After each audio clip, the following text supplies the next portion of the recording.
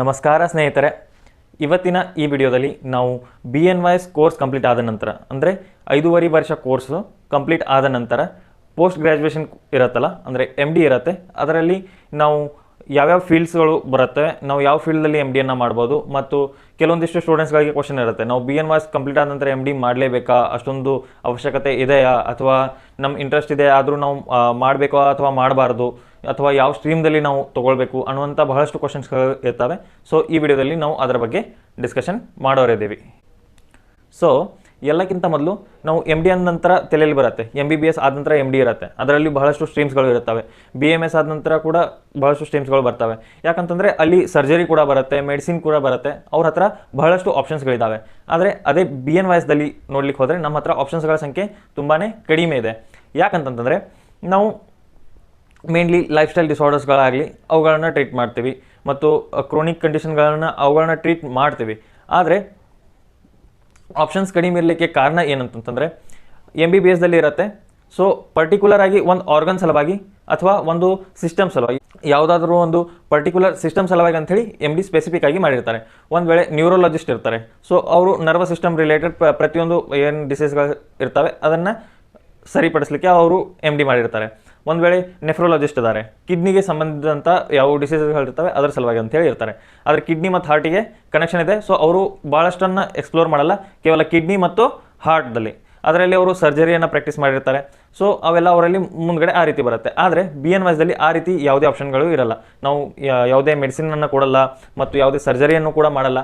So ಆದ್ದರಿಂದ ನಮ್ಮ ಹತ್ರ ಆಪ್ಷನ್ಸ್ ಕಡಿಮೆ ಇದ್ದಾವೆ. ಅದಲ್ಲದೆ ನಾವು ಸಂಪೂರ್ಣ ಬಾಡಿಯನ್ನು ಒಂದು ಯೂನಿಟ್ ಆಗಿ ನಾವು ನೋಡ್ತೀವಿ, ಅದೇ ರೀತಿ ಟ್ರೀಟ್ ಕೂಡ ಮಾಡ್ತೀವಿ. ಅಂದರೆ ನಮಗೆ ಏನೇ ಒಂದು ನೆಗಡಿ ಕೂಡ ಬಂತಂತಂದ್ರೂ ಕೂಡ ನಾವು ಪೂರ್ತಿ ಸಂಪೂರ್ಣ ಬಾಡಿಯನ್ನು ಒಂದು ಬಾರಿ ಅನಲೈಸಿಸ್ ಮಾಡ್ತೀವಿ. ಒಂದು ವೇಳೆ ಕಿಡ್ನಿ ಪ್ರಾಬ್ಲಮ್ ಬಂತಂತಂದರೆ ನಾವು ಕೇವಲ ಕಿಡ್ನಿ ಅಂದರೆ ಕಿಡ್ನಿ ಮಾತ್ರ ನೋಡಲ್ಲ, ಕಿಡ್ನಿ ಇದೆ ಮತ್ತೇನಾದರೂ ಪ್ರಾಬ್ಲಮ್ ಇದೆ ಅದರ ಸಂಬಂಧಿಸಿದಂಥ ಕಿಡ್ನಿ ಇದೆ, ಹಾರ್ಟಿಗೆ ಸಂಬಂಧ ಆಗುತ್ತೆ, ಹಾರ್ಟ್ ಬಂತು ಅದರ ನಂತರ ಲಿವರ್ಗೆ, ಈ ರೀತಿ ಪ್ರತಿಯೊಂದು ಆರ್ಗನ್ಸನ್ನು ನಾವು ಪೂರ್ತಿ ಸಂಪೂರ್ಣ ಬಾಡಿಯನ್ನು ಒಂದು ಯೂನಿಟ್ ಆಗಿ ಆ ರೀತಿ ತೊಗೊಂಡು ನಾವು ಮುಂದ್ಗಡೆ ಹೋಗ್ತೀವಿ. ಅದರ ಸಲುವಾಗಿ ನಮ್ಮಲ್ಲಿ MD ಅನ್ನೋದು ಸಿಸ್ಟಮ್ ವೈಸ್ ಡಿಫ್ರೆಂಟ್ ಇಲ್ಲ, ಕೇವಲ ಟ್ರೀಟ್ಮೆಂಟ್ದಲ್ಲಿ ನಾವು ಬೇರೆ ಬೇರೆ ಟ್ರೀಟ್ಮೆಂಟ್ದಲ್ಲಿ ಒಂದು ಮಾಸ್ಟ್ರಿ ಸಲುವಾಗಿ ಅಂಥೇಳಿ ಬೇರೆ ಬೇರೆ ಸ್ಟ್ರೀಮ್ಸ್ಗಳಿದಾವೆ ಟ್ರೀಟ್ಮೆಂಟ್ಗಳಲ್ಲಿ.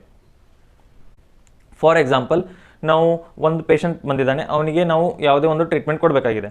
ಅದರಲ್ಲಿ ನಮ್ಮಲ್ಲಿ ಎಲ್ಲಕ್ಕಿಂತ ಬೇಸಿಕ್ಕಾಗಿ ಎಲ್ಲಕ್ಕಿಂತ ನಮಗೆ ಮೇನ್ ಇಂಪಾರ್ಟೆಂಟ್ ಆಗಿ ನಾವು ಕೊಡೋದೇನಂತಂದರೆ ಫುಡ್ ಆ್ಯಸ್ ನಾವು ಮೆಡಿಸಿನ್ ಆಗಿ ಕೊಡ್ತೀವಿ. ಸೊ ಅದರಲ್ಲಿ ನಾವು ಫುಡ್ ಅಂದರೆ ಏನು, ನ್ಯೂಟ್ರಿಷನ್ದಲ್ಲಿ ನಾವು MD ಮಾಡ್ಬೋದು. ಈ ರೀತಿ ನಮ್ಮಲ್ಲಿ ಸ್ಟ್ರೀಮ್ಸ್ಗಳು ಹಂಚಿದ್ದಾವೆ, ಅಂದರೆ ಥೆರಪೀಸ್ಗಳಲ್ಲಿ. ಸೊ ನಮ್ಮ ಹತ್ರ ಯಾವ್ಯಾವ ಆಪ್ಷನ್ಸ್ಗಳು ಇದ್ದಾವೆ ಅಂತ ನೋಡೋಣ. ಮೊದಲನೇದು MD ಇನ್ ಯೋಗ, ಎರಡನೇದು MD in nutrition and dietetics, ಮೂರನೇದು MD in acupuncture and energy medicine, ಮತ್ತು ನಾಲ್ಕನೇದು MD ಇನ್ ಕ್ಲಿನಿಕಲ್ ನ್ಯಾಚುರೋಪತಿ. ಈ ರೀತಿಯಾಗಿ ನಮ್ಮ ಹತ್ರ ಕೇವಲ 4 ಸ್ಟ್ರೀಮ್ಸ್ಗಳಿದ್ದಾವೆ. ಅದರಲ್ಲಿ ಮಾತ್ರ ನಾವು MDಯನ್ನು ಮಾಡಬಹುದು. ಸೊ ಈಗ ಸದ್ಯದಲ್ಲಿ ಈ ಫೀಲ್ಡ್ಗಳ ಹೆಸರನ್ನು ಕೇಳಿದ ನಂತರ ನಿಮಗೆ ನೆನಪು ಆಗ್ತಿರ್ಬೋದು. ನ್ಯೂಟ್ರಿಷನ್ ಆಯಿತು, ಮತ್ತು ಅಕ್ಯುಪಂಕ್ಚರ್ ಆಯಿತು, ಯೋಗ ಆಯಿತು, ಇವೆಲ್ಲ ಸಬ್ಜೆಕ್ಟ್ಸ್ಗಳನ್ನ ನಾವು ಆಲ್ರೆಡಿ BNYS ಮಾಡುವಾಗಲೇ ಸ್ಟಡಿ ಮಾಡಿರ್ತೀವಿ. ಆದರೂ ಕೂಡ ನಾವು ಇದರಲ್ಲಿ MD ಮಾಡೋದು ಅವಶ್ಯಕತೆ ಇದೆಯಾ, ಇದರಲ್ಲಿ ಏನು ಡಿಫ್ರೆನ್ಸ್ ಇರುತ್ತೆ, ಈ ಕ್ವಶನ್ ಬರ್ತಿರ್ಬೋದು. ನನಗೂ ಕೂಡ ಬರ್ತಿತ್ತು. ಆಗ ನಾನು ಸೀನಿಯರ್ಸ್ಗಳ ಹತ್ರ ಕೇಳಿದ ನಂತರ ನನಗೂ ಕೂಡ ಒಂದು ಸೊಲ್ಯೂಷನ್ ಸಿಕ್ತು. ಅವರು ಕೂಡ ಅವರ ಒಪಿನಿಯನನ್ನು ಕೇಳಿದ ನಂತರ ಅವರು ಕೂಡ ಹೇಳ್ತಾಯಿದ್ರು. ಸೊ ಒಂದು ವೇಳೆ ನೀವು BNYS ಮಾಡಿದ ನಂತರ ಒಂದು ವೇಳೆ ರಿಸರ್ಚ್ ಫೀಲ್ಡಲ್ಲಿ ಹೋಗ್ಬೇಕಂತ ಇದ್ದೀರಾ, ಅಥವಾ ಅಕಾಡೆಮಿಕ್ಸ್ದಲ್ಲಿ ಮುಂದೆ ನೀವು ಏನಾದರೂ ಲೆಕ್ಚರರ್ ಆಗಬೇಕು ಅನ್ನುವ ಮನಸ್ಸಿನಲ್ಲಿ ಭಾವನೆಗಳಿತ್ತು, ಆ ರೀತಿ ಅನಿಸಿಕೆ ಇತ್ತಂತಂದರೆ ಮಾತ್ರ ನೀವು BNYS ಮಾಡಿದ ನಂತರ MD ಮಾಡಿದರೆ ಬೆನಿಫಿಷಿಯಲ್ ಆಗತ್ತೆ. ಒಂದು ವೇಳೆ ನೀವು ಕ್ಲಿನಿಕಲ್ ಫೀಲ್ಡಲ್ಲಿನೇ ಹೋಗಬೇಕು, ನೀವು ಸ್ವಂತ ಸೆಂಟರ್ ತೆಗಿಬೇಕು, ವೆಲ್ನೆಸ್ಸನ್ನು ಓಪನ್ ಮಾಡಬೇಕಾಯಿತು, ಆ ರೀತಿ ನೀವು ಏನಾದರೂ ಪ್ಲ್ಯಾನ್ ಇತ್ತಂತಂದರೆ ನಿಮಗೂ MD ಮಾಡೋದು ಅಷ್ಟೊಂದು ವರ್ತ್ ಇಟ್ ಆಗೋಕ್ಕಿಲ್ಲ. ಯಾಕಂದರೆ ಅಷ್ಟೊಂದು ಬೆನಿಫಿಷಿಯಲ್ ಆ ಜಾಗದಲ್ಲಿ ನೀವು ಬೇರೆ ಯಾವುದಾದ್ರೂ ಮಾಸ್ಟರ್ ಡಿಗ್ರಿ ಮಾಡ್ಬೋದು, ಅಥವಾ MSc ಕೋರ್ಸ್ ಕೂಡ ಮಾಡ್ಬೋದು, ಅಂದರೆ ಪೋಸ್ಟ್ ಗ್ರ್ಯಾಜುಯೇಷನ್ ಡಿಗ್ರಿ ಅದನ್ನು ಕೂಡ ನೀವು ಮಾಡ್ಬೋದು. ಆದರೆ MDನೇ ಮಾಡಬೇಕು, ಅದು ತುಂಬಾ ಹೆಲ್ಪ್ಫುಲ್ ಆಗುತ್ತೆ, ಆ ರೀತಿಯೂ ಇಲ್ಲ. ಅದೇ ಒಂದು ವೇಳೆ ನಿಮ್ಮ ಮನಸ್ಸಿನಲ್ಲಿದೆ ನೀವು ಕ್ಲಿನಿಕಲ್ ಮಾಡಬೇಕಂತ ಇದ್ದೀರಾ, ಆದರೆ ನೀವು ಸ್ಟಾರ್ಟ್ ಮಾಡಲಿಕ್ಕೆ ಹೆದರಿಕೆ ಆಗ್ತಾಯಿದೆ, ಕ್ಲಿನಿಕಲ್ ಪ್ರಾಕ್ಟೀಸ್ ಇಲ್ಲಲ್ಲ, ಎಕ್ಸ್ಪೀರಿಯೆನ್ಸ್ ಇರಲ್ಲ. ಸೊ ಆ ಟೈಮ್ದಲ್ಲಿ ನೀವು MD ಮಾಡಿದರೆ ಆಗೂ ಕೂಡ ಹೆಲ್ಪ್ಫುಲ್ ಆಗ್ಬೋದು. ಯಾವ ರೀತಿ ಅಂತಂದರೆ ನೀವು MDಯಲ್ಲಿ ಹೋಗ್ತೀರಾ, ಅದರಲ್ಲಿ ಮೇನ್ ಏನಿರುತ್ತೆ, ರಿಸರ್ಚ್ ಇರುತ್ತೆ, ಮತ್ತು ನೀವು ಮತ್ತೆ ಹೊಸ ಥಿಯರೀಸ್ಗಳನ್ನ ನೀವು ಸ್ವಂತ ಡೆವಲಪ್ ಮಾಡೋದು ಅದನ್ನೆಲ್ಲ ಎಲ್ಲನೂ ಕಲಿತೀರಾ. ಆದರೆ ಜೊತೆಗೆ ನಿಮಗೆ ಹಾಸ್ಪಿಟಲ್ಗಳಲ್ಲಿ ಡ್ಯೂಟಿ ಇರುತ್ತೆ ಮತ್ತು ನೀವು ಎಮ್ ಡಿ ಮಾಡಬೇಕಾದ್ರೆ ಯಾರಾದರೂ ಒಬ್ಬರು ಪ್ರೊಫೆಸರ್ ಇರ್ತಾರೆ, ಅವ್ರ ಅಂಡರ್ದಲ್ಲಿ ನೀವು ಎಮ್ ಡಿ ಮಾಡ್ತಾ ಇರ್ತೀರ. ಆಗ ನಿಮಗೆ ಕ್ಲಿನಿಕಲಿ ಎಕ್ಸ್ಪೋಜರ್ ಹೆಚ್ಚು ಸಿಗುತ್ತೆ, ಎಕ್ಸ್ಪೀರಿಯನ್ಸ್ ಹೆಚ್ಚು ಸಿಗುತ್ತೆ. ಆಗ ನಿಮಗೆ ಒಂದು ಹೆಸಿಟೇಷನ್ ಇರುತ್ತಲ್ಲ, ನಮಗೆ ಏನೂ ಎಕ್ಸ್ಪೀರಿಯನ್ಸ್ ಇಲ್ಲ, ನಾವು ಡೈರೆಕ್ಟಾಗಿ BNYS ಬರೀ ಕೋರ್ಸ್ ಮುಗಿದ ನಂತರ ನಾವು ಪೇಷಂಟ್ ಮೇಲೆ ಯಾವ ರೀತಿ ಅಪ್ಲೈ ಮಾಡೋದು, ಆ ಕಾನ್ಫಿಡೆನ್ಸ್ ಇರಲ್ಲ. ಆ ಕಾನ್ಫಿಡೆನ್ಸ್ ಏನಿರುತ್ತೆ ಎಮ್ ಡಿ ಮಾಡುವಾಗ ಬರಬಹುದು. ಆದರೆ ಒಂದು ವೇಳೆ ನೀವು BNYS ಮಾಡುವಾಗಲೇ ಹೆಚ್ಚಾಗಿ ನಿಮಗೆ ಎಕ್ಸ್ಪೋಜರ್ ಸಿಕ್ಕಿತ್ತು ಅಥವಾ ನಿಮಗೆ ಸ್ವಂತ ಮೇಲೆ ಅಷ್ಟೊಂದು ಭರವಸೆ ಇತ್ತು, ತುಂಬಾ ಕಾನ್ಫಿಡೆಂಟಾಗಿ ನೀವು ವರ್ಕ್ ಮಾಡಲಿಕ್ಕೆ ಹೋಗ್ತಾ ಇದ್ದೀರಾ, ಅಥವಾ ಒಂದು ವೇಳೆ ನೀವು ಬೇರೆ ಯಾವುದೇ ಸೆಂಟರ್ದಲ್ಲಿ ಕೂಡ ವರ್ಕ್ ಮಾಡ್ತಾ ಇದ್ದೀರಾ, ಆದರೆ ನಿಮ್ಮ ಅಲ್ಲಿ ಕೂಡ ಸೀನಿಯರ್ ಡಾಕ್ಟರ್ಸ್ ಇದ್ದಾರೆ, ಅವ್ರ ಅಂಡರ್ದಲ್ಲಿ ನೀವು ಕೆಲಸ ಮಾಡ್ತಾ ಇದ್ದೀರಾ ಅಂತಂತಂದರೆ ನಿಮಗೆ ಎಮ್ ಡಿ ಮಾಡುವಂಥ ಅವಶ್ಯಕತೆ ಕೂಡ ಬರುವುದಿಲ್ಲ.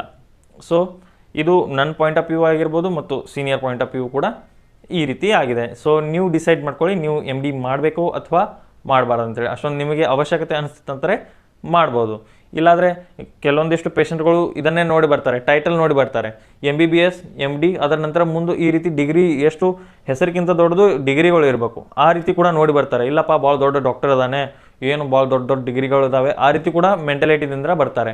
ಆದರೆ ಪ್ರತಿಯೊಂದು ಲಾಸ್ಟ್ದಲ್ಲಿ ಏನು ಬರುತ್ತೆ, ನೀವು ಯಾವ ರೀತಿ ಟ್ರೀಟ್ ಮಾಡ್ತೀರಾ, ನಿಮ್ಮ ಯಾವ ರೀತಿ ಹೆಸರಾಗತ್ತೆ, ಮೇನ್ ಪೇಷಂಟ್ ಬರೋದು, ಹೆಲ್ಪ್ಫುಲ್ ಆಗೋದು ಅದು ಕೂಡ ಇರುತ್ತೆ. ಆದರೆ ಒಂದು ಇಂಡೆಕ್ಸ್ ಇರುತ್ತಲ್ಲ, ಆ ರೀತಿ ಒಂದು ರೀತಿ ಅದೊಂದು ಟೈಟಲ್ ಅನ್ನೋದು ಕೂಡ ಒಂದು ಇಂಪಾರ್ಟೆಂಟ್ ರೋಲ್ ಇರುತ್ತೆ.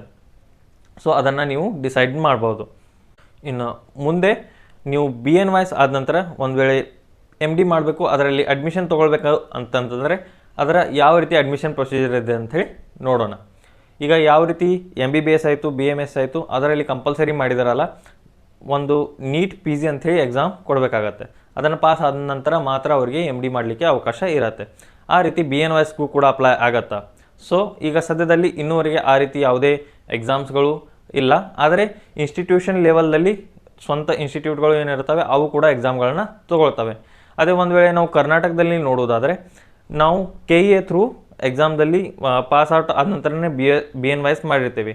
ಸೊ ಅದೇ ರೀತಿ ನೀವು BNYS ಕರ್ನಾಟಕದಲ್ಲಿ ಕಂಪ್ಲೀಟ್ ಮಾಡಿದ ನಂತರ KEA ವೆಬ್ಸೈಟ್ದಲ್ಲಿ ಒಂದು ಆಪ್ಷನ್ ಇರುತ್ತೆ, BNYS PG ಅಂಥೇಳಿ. ಅದರಲ್ಲಿ ನೀವು ಹೋಗಿ ಒಂದು ಅಪ್ಲಿಕೇಶನ್ ಕರೀತಾರೆ. ಆಗ ನೀವು ಅಪ್ಲೈ ಮಾಡಿದ ನಂತರ ನೀವು ತಮ್ಮ ಎಲ್ಲ ಮಾರ್ಕ್ಶೀಟ್ಗಳನ್ನ ಎಲ್ಲ ಅದರಲ್ಲಿ ಹಾಕಬೇಕಾಗತ್ತೆ. ಅದರ ನಂತರ ಅವರು ಸೀಟ್ಗಳನ್ನ ಅಲಾಟ್ ಮಾಡ್ತಾರೆ. ನೀವು ಯಾರು ಅಪ್ಲೈ ಮಾಡಿರ್ತಿಲ್ಲ, ನಿಮ್ಮ ಮಾರ್ಕ್ಸ್ಗಳ ಬೇಸಿಸ್ ಮೇಲೆ ಸೀಟ್ಗಳನ್ನ ಅಲಾಟ್ ಕೂಡ ಮಾಡ್ತಾರೆ. ಆಗ ಅದರ ಥ್ರೂ ಕೂಡ ನೀವು ಆ ರೀತಿ ಹೋಗ್ಬೋದು. ಮತ್ತು ಇನ್ಸ್ಟಿಟ್ಯೂಟ್ಗಳು ಏನಿರ್ತವೆ ತಮ್ಮ ಕಾಲೇಜ್ ಸ್ಟೂಡೆಂಟ್ಸ್ಗಳಿಗಾಗಿ ಸೆಪ್ರೇಟಾಗಿ ಸೀಟ್ಗಳನ್ನು ಆಲ್ರೆಡಿ ಬುಕ್ ಮಾಡಿ ಇಟ್ಟಿರ್ತಾರೆ. ಅದರ ನಂತರ ಯಾವ ಸೀಟ್ಗಳು ಉಳಿತವೆ ಅದನ್ನು ಮ್ಯಾನೇಜ್ಮೆಂಟ್ ಕೋಟಾ ಥ್ರೂನು ಕೊಡ್ತಾರೆ. ಸೊ ಆ ರೀತಿ ಕೂಡ ನೀವು BNYS ನಂತರ MD ಮಾಡ್ಬೋದು. ಸೊ ಈ ರೀತಿ ಇದು ಕರ್ನಾಟಕದಲ್ಲಿ ಅಡ್ಮಿಷನ್ ಪ್ರೊಸೀಜರ್ ಇದೆ. ಇನ್ನು ಅದರಲ್ಲಿನೂ ನೀವು ಅಕ್ಯುಪಂಕ್ಚರ್ದಲ್ಲಿ MD ಮಾಡಬೇಕಾಗಿತ್ತು ಅಂತಂದರೆ ಕರ್ನಾಟಕದಲ್ಲಿ ಎಲ್ಲಿಯೂ ಕೂಡ ಅಕ್ಯುಪಂಕ್ಚರ್ ಸಬ್ಜೆಕ್ಟ್ದಲ್ಲಿ ಅಥವಾ ಅಕ್ಯುಪಂಕ್ಚರ್ ಫೀಲ್ಡಲ್ಲಿ ಎಲ್ಲಿಯೂ MD ಅವೈಲೇಬಲ್ ಇಲ್ಲ. ಆದರೆ ನೀವು ಅಕ್ಯುಪಂಕ್ಚರ್ನಲ್ಲಿ MD ಮಾಡಬೇಕಾಗಿತ್ತು ಅಂತಂದರೆ ನೀವು ತಮಿಳ್ನಾಡಿಗೆ ಹೋಗಬೇಕಾಗತ್ತೆ. ಸೊ ತಮಿಳ್ನಾಡಲ್ಲಿ ಒಂದು ವೇಳೆ ನೀವು MD ಮಾಡಬೇಕಾಗಿತ್ತಂದರೆ ಅವರ ಅಡ್ಮಿಷನ್ ಪ್ರೊಸೀಜರ್ ಯಾವ ರೀತಿ ಇದೆ ಅಂತಂದರೆ, ಒಂದು ನೀವು ತಮಿಳ್ನಾಡುದವರು ಆಗಿರ್ಬೋದು ಅಥವಾ ನೀವು ತಮಿಳ್ನಾಡಲ್ಲಿನೇ ಸ್ಟಡಿ ಮಾಡಿರಬೇಕು. ಆಗ ಮಾತ್ರ ನಿಮಗೆ BNYS ನಂತರ MD ಮಾಡಲಿಕ್ಕೆ ಅವರು ಅಲ್ಲಿ ಅವಕಾಶ ಕೊಡ್ತಾರೆ.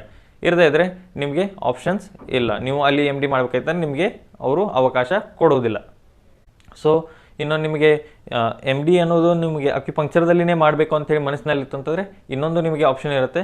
ನೀವು ಸಂತ ಹೃದಯರಾಮ್ ಕಾಲೇಜ್ ಅಂಥೇಳಿ ಮಧ್ಯಪ್ರದೇಶದಲ್ಲಿ ಕೂಡ ಒಂದು ಕಾಲೇಜ್ ಇದೆ, ಅಲ್ಲಿ ಕೂಡ ಮಾಡ್ಬೋದು. ಆದರೆ ಅಲ್ಲಿ ಒಂದು ಏನು ಪ್ರಾಬ್ಲಮ್ ಇದೆ ಅಂತಂದರೆ ಅದು ಒಂದು ವುಮೆನ್ಸ್ ಕಾಲೇಜ್ ಇದೆ. ಸೊ ಅಲ್ಲಿ ಕೇವಲ ಗರ್ಲ್ಸ್ ಅಂದರೆ ವುಮೆನ್ಸ್ ಮಾತ್ರ ಅಲ್ಲಿ ಅಡ್ಮಿಷನ್ ತೊಗೊಳ್ಬೋದು, ಬಾಯ್ಸ್ಗೆ ಯಾವುದೇ ರೀತಿಯಂಥ ಆಪ್ಷನ್ ಇಲ್ಲ. ಸೊ ಅದು ಒಂದು ಕೂಡ ನಿಮಗೆ ರಿಸ್ಟ್ರಿಕ್ಷನ್ ಇದೆ. ಅಲ್ಲಿ ಮಾಡಬೇಕಾಯ್ತಂದರೆ ಅಲ್ಲಿ ಕೂಡ ನೀವು ಹೋಗಿ ಮಾಡ್ಬೋದು. ಸೊ ಇನ್ನು ನೀವು ಕರ್ನಾಟಕದಲ್ಲಿನೇ MD ಮಾಡಬೇಕು ಅಂದ್ಕೊಂಡಿದ್ರೆ ಯಾವ ಕಾಲೇಜಲ್ಲಿ MD ಮಾಡ್ಬೋದು ಅಂಥೇಳಿ ನೋಡೋಣ. ಮೊದಲನೇದು SDM ಕಾಲೇಜಲ್ಲಿ. SDM ಕಾಲೇಜಲ್ಲಿ ಅಕ್ಯುಪಂಕ್ಚರನ್ನು ಬಿಟ್ಟು ಉಳಿದ 3 ಫೀಲ್ಡಲ್ಲಿ ನೀವು MD ಮಾಡ್ಬೋದು. ಮತ್ತು ಎರಡನೇದು ಆಳ್ವಾಸ್ ಕಾಲೇಜಲ್ಲಿ, ಅಲ್ಲಿಯೂ ಕೂಡ ಸೇಮ್. ಮೊದಲು ಕ್ಲಿನಿಕಲ್ ನ್ಯಾಚುರೋಪತಿ ಮತ್ತು ಯೋಗದಲ್ಲಿ ಅವರು MD ಮಾಡಿಸ್ತಾಯಿದ್ರು. ಈಗ ಸದ್ಯದಲ್ಲಿ ಅವರು ಡಯಟೆಟಿಕ್ಸ್ದಲ್ಲಿ ಕೂಡ MDಯನ್ನು ಮಾಡಿಸ್ತಾ ಇದ್ದಾರೆ. ಈಗ ಸದ್ಯದಲ್ಲಿ ಓಪನ್ ಆಗಿದೆ. ಸೊ ಅದರಲ್ಲಿ ನೀವು ಅರ್ಲಿ ಅಪ್ಲೈ ಮಾಡಿದ್ರೆ ಅಂತಂದರೆ ಮ್ಯಾನೇಜ್ಮೆಂಟ್ ಥ್ರೂ ಮೊದಲೇ ಮಾತಾಡಿದರೆ ಮಾತ್ರ ನಿಮಗೆ ಅಲ್ಲಿ ಸೀಟ್ ಸಿಗತ್ತೆ. ಸೊ ಇದು ಆಳ್ವಾಸ್ ಕಾಲೇಜ್ ಆಯಿತು. ಇನ್ನು ಮೂರನೇದು ಎಸ್ ವ್ಯಾಸ ಕಾಲೇಜ್. ಎಸ್ ವ್ಯಾಸ ಕಾಲೇಜಲ್ಲಿ ಕೇವಲ MD ಇನ್ ಯೋಗದಲ್ಲಿ ಮಾತ್ರ MD ಅವೈಲೇಬಲ್ ಇದೆ. ಮತ್ತು ನಾಲ್ಕನೇದು ಈಗ ಸದ್ಯದಲ್ಲಿ ನಾನು ಕೇಳ್ತಾ ಇದ್ದೇನೆ, ನನಗೂ ಕೂಡ ಅಷ್ಟೊಂದು ಕನ್ಫರ್ಮೇಷನ್ ಇಲ್ಲ ಅಲ್ಲಿ ಎಮ್ ಡಿ ಸ್ಟಾರ್ಟ್ ಆಗಿದೆಯೋ ಅಥವಾ ಇಲ್ಲೋ ಅನ್ನೋದನ್ನು. ಆದರೆ ತಪೋವನ ಕಾಲೇಜಲ್ಲಿ ಕೂಡ ಎಮ್ ಡಿ ಸ್ಟಾರ್ಟ್ ಆಗುವುದಿದೆ ಅಂಥೇಳಿ ನಾನು ಕೂಡ ಕೇಳಿದ್ದೀನಿ. ಸೊ ಇವು 4 ಆಪ್ಷನ್ಸ್ಗಳು ನಮ್ಮ ಕರ್ನಾಟಕದಲ್ಲಿ ಇದ್ದಾವೆ. ಅದಲ್ಲದೆ ನೀವು ಎಮ್ ಡಿ ಮಾಡಲೇಬೇಕು ಅಥವಾ ಔಟ್ ಆಫ್ ಸ್ಟೇಟ್ ಹೋಗಬೇಕೈತಂದರೆ ಒಂದು ನೀವು ತಮಿಳುನಾಡಲ್ಲಿ ಹೋಗ್ಬೋದು, ಅಲ್ಲಿ 2 ಗೌರ್ಮೆಂಟ್ ಕಾಲೇಜಸ್ಗಳಿದ್ದಾವೆ.